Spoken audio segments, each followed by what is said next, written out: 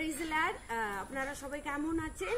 আপনি আমাকে কি করে চিনলেন? খুব ভালো আছেন না? এটা কোথায় লেখা আছে? যোহান 1 अध्याय 45 से लेकर 48 অবধি লেখা আছে। এখানে লেখা আছে ফিলিপি নাতানিয়েলকে খুঁজে পেলেন, তাকে বললেন আমরা তিনি যোসেফের ছেলে নাসরীয় যিশুকে আমরা দেখেছি। তো ফিলিপ নাতানিয়েলকে জানাচ্ছে আমরা যিশুকে দেখেছি, নাসরিয়েতে যিশুকে দেখেছি। তাহলে আমরা কাদের মাধ্যমে প্রভুকে চিনলাম, মানে শুনতে পেয়েছি? না হলে আমরা কাকেও প্রভুর কথা বলেছি, না হলে তাই আমরা প্রভু যিশুকে सुनते पेয়েছি, ग्रहण করেছি।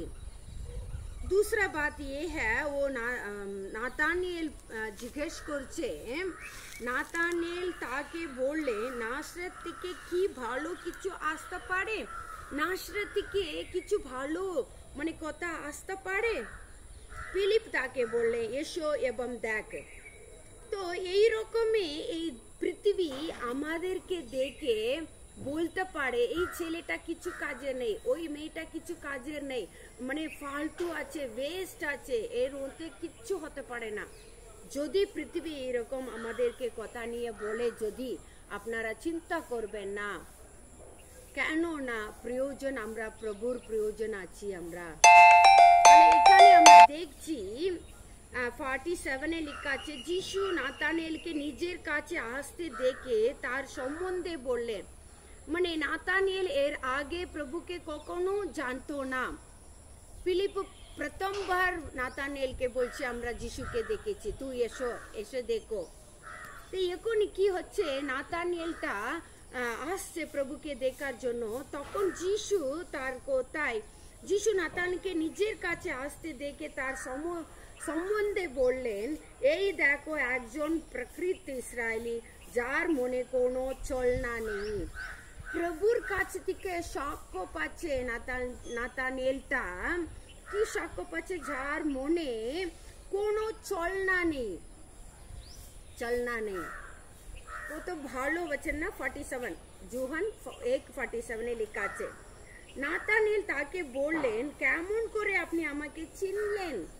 আমরা ভাবছি না আমাদের বাড়িতে বসে আমাকে চিনার লোক নেই, আমাকে মানে মনে করার লোক নেই, কে আমাকে জানবে, আমার চিন্তাগুলোকে কে চিন্তা করবে?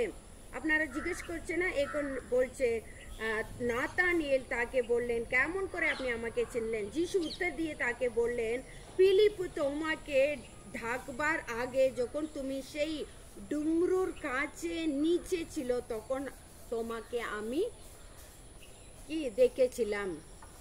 মানে ফিলিপ কোথায় কোন জায়গা থেকে ওকে টেনে নিয়ে আসছে, সেই জায়গা থেকে প্রভু ওকে জানে।